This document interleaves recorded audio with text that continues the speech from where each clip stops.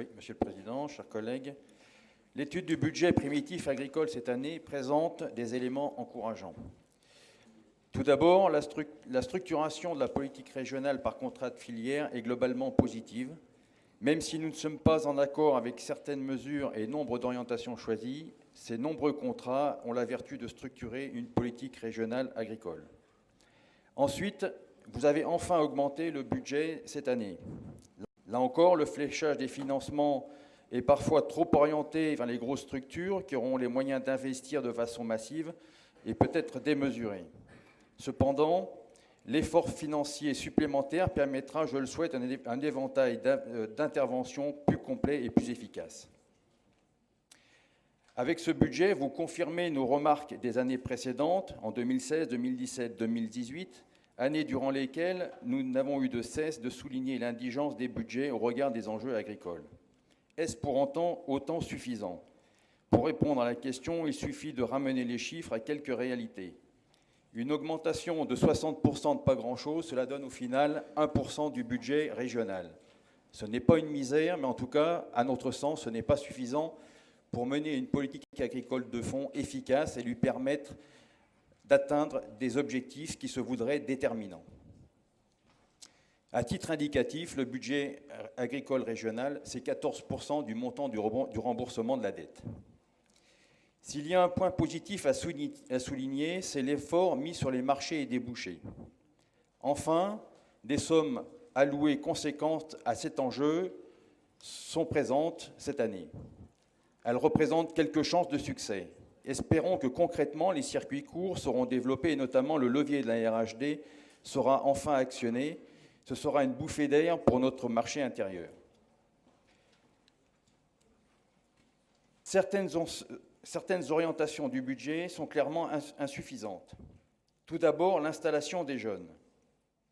Elle est régulièrement dans vos discours érigée en priorité. Pourtant, elle voit ses moyens baisser de 14%. Est-ce à dire que le problème a disparu? Selon les chiffres de la DRAF, il y avait dans le Grand Est 59 000 exploitations en 2000, 49 000 en 2010, 46 000 en 2017. 400 exploitations ont disparu entre 2016 et 2017. Et nous allons arriver dans une tranche d'âge avec un créneau de départ à la retraite très important. Plus inquiétant, la part des structures familiales est passée de 50% à 30%. Confirmant la financiarisation massive de notre agriculture, ce qui accentue encore la difficulté des primo-installants. Ce constat devrait vous inciter au moins à maintenir l'effort engagé qui, à l'évidence, n'était déjà pas suffisant. En ce qui concerne l'effort tardif et toujours pas abouti de la méthanisation, le manque de politique régionale dans ce domaine n'a heureusement pas empêché nos agriculteurs à s'engager résolument. Vous ne pouvez pas, comme je l'entends de ci, de là, ou comme on pourrait l'interpréter en lisant votre présentation, vous attribuer les initiatives qui ont été prises individuellement. Bien au contraire, l'absence globale d'accompagnement jusqu'à présent de la région ne permet pas d'optimiser les structures déjà en place, fragilisant ainsi les exploitations. Le retard considérable pris par la région dans cette filière est préjudiciable une fois de plus à notre modèle d'agriculture familiale. J'en ai bien peur, au vu de ce que je peux étudier. Ceux qui sont sûrs de pouvoir faire du business dans ce domaine, ce sont évidemment les banques, une fois de plus. Concernant la filière bois, malgré ce qui nous est dit, est quand même sous-dotée, cette année encore. Elle bénéficie d'une augmentation de 280 000 € qu'il faut rapporter à 1 860 000 hectares pour comprendre que le compte n'y est pas. Nous ne parvenons toujours pas à dépasser le stade de la mobilisation de la ressource et la première transformation. Les dossiers traités en commission sont révélateurs à ce sujet. Faut-il rappeler que ce sont les deuxième et troisième transformations qui sont les réelles sources de valeur ajoutée et de création d'emplois? Nous ne pouvons pas nous satisfaire de cette situation et vous ne mettez pas les moyens ni l'énergie pour tirer tout le potentiel bois de notre région. Malgré les frémissements constatés cette année et un engagement que je souligne, la filière bio n'a pas le soutien qu'elle mérite.